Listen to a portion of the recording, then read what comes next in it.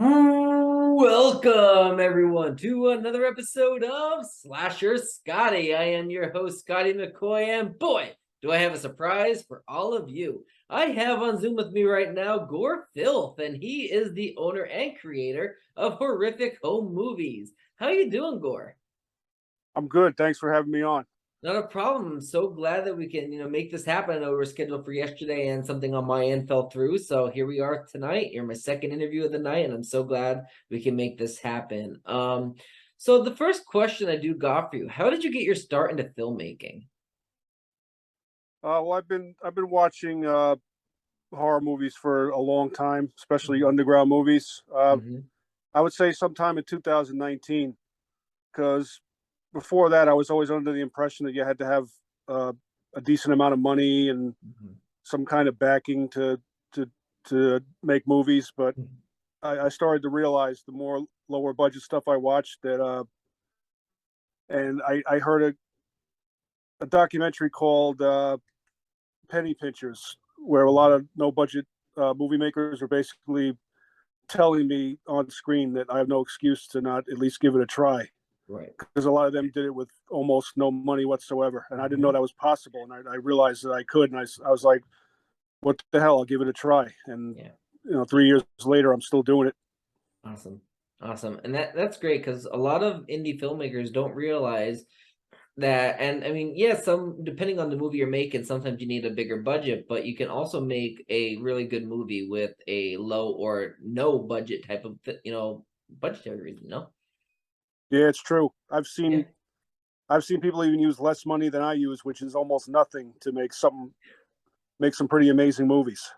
And that's awesome. So regarding horrific home movies, what is this? What can you tell us about it? I basically started to release my first two shorts. My first short was backyard gore torture, and the second Mhm. one was genital gore birth mutilation. Those were my first two releases. I released them on homemade DVD-R with photocopied covers, Awesome. and just after that, I started getting uh, Tony Masiello from SOVHorror.com.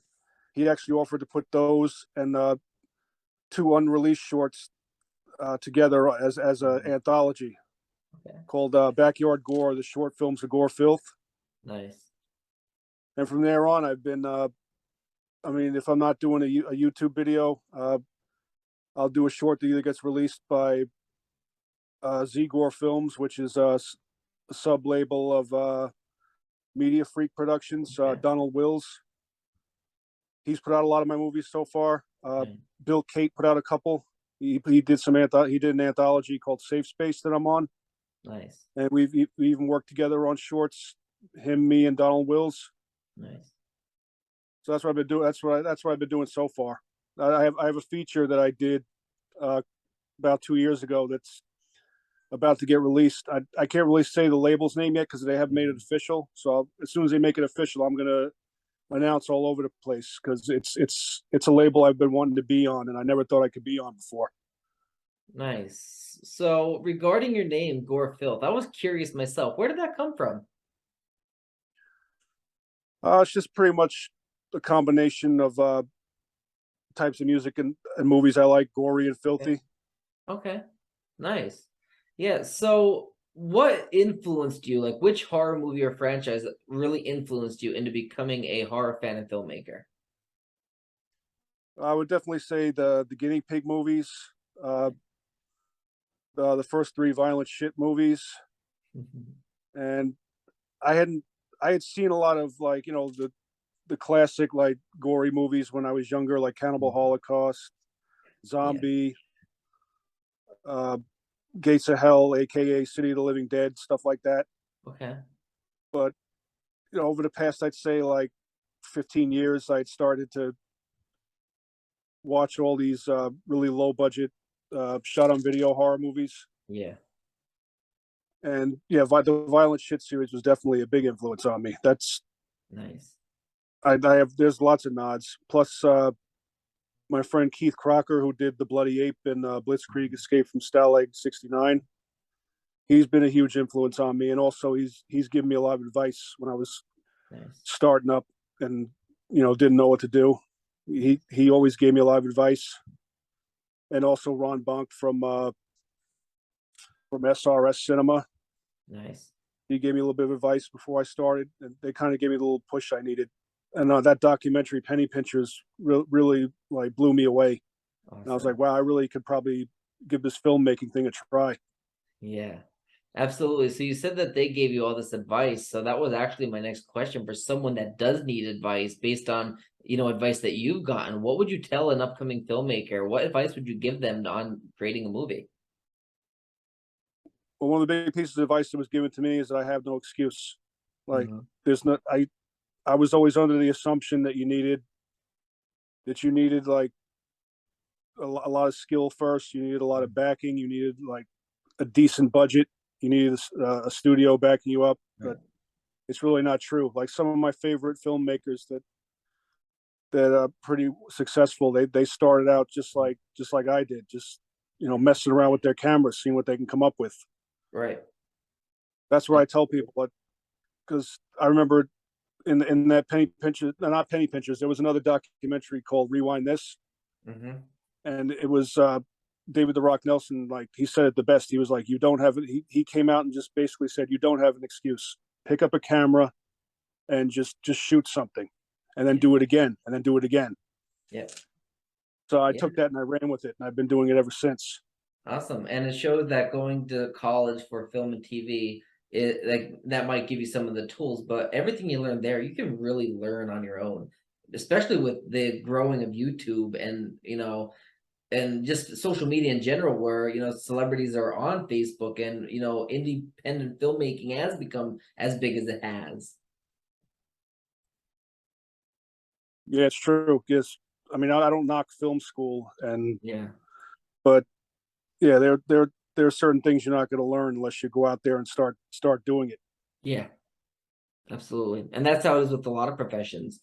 A lot of professions, like, you learn so much in a classroom, but a lot of it is on the job, or, learning it in the field. And the same thing with film. Like, you're going to learn how to, hold a camera and how to film these scenes and everything, but you're not going to really know how to do it unless you go out in the field and do it.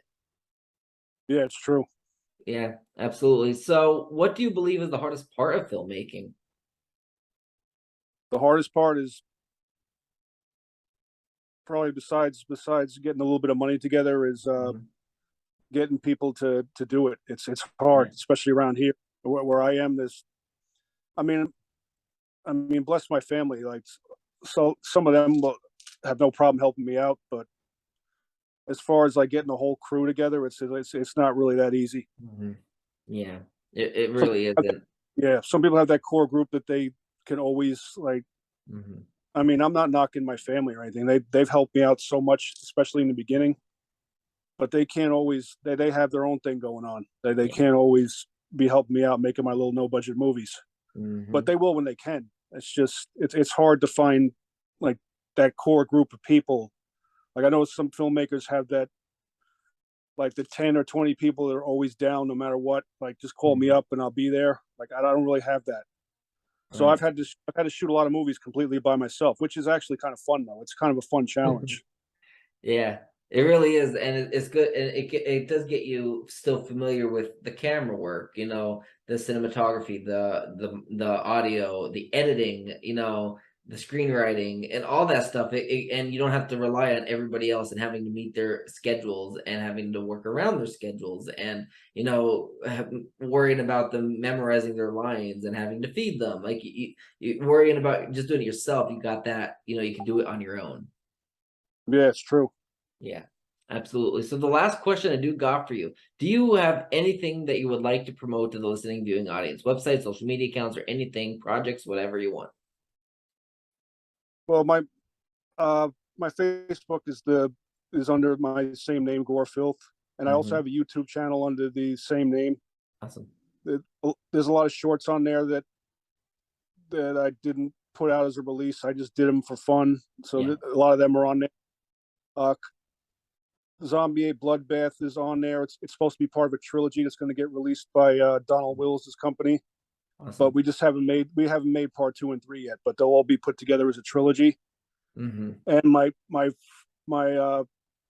well, technically my second feature, because my first 4 shorts were made into a feature thanks to sovhorror.com. Yeah. But my first actual made feature is going to be coming out soon. I can't say the name of the company yet because it's not official yet, but Yeah. I will definitely be announcing it as soon as I find out. It's up on deck for release. Awesome. So it's a company that I really think highly of, and I never thought I'd be on. Right. That's awesome. Well, And I'm sorry, I have a no, go short. ahead.